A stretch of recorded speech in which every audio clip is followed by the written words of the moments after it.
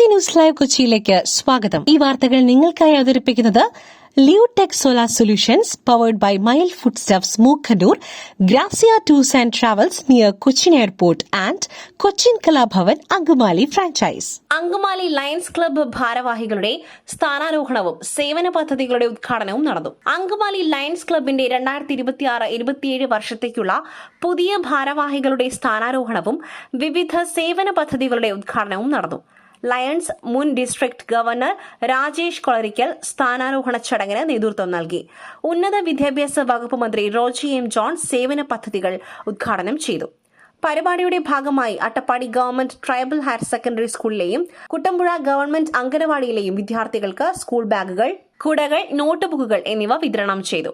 Angamaly buds rehabilitation സെന്ററിലെ വിദ്യാർത്ഥികൾക്ക് യൂണിഫോമുകൾ കൈമാറുകയും കിടപ്പ് രോഗികൾക്കുള്ള സാമ്പത്തിക സഹായം വിതരണം ചെയ്യുകയും ചെയ്തു.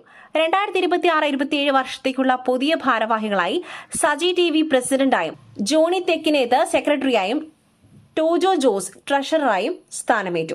Advocate Jose Mangali, doctor Santhosh Kachappilly, Sumith R, Satheesh Thomas എന്നിവർ ചടങ്ങിൽ ആശംസകൾ നേർന്ന് സംസാരിച്ചു.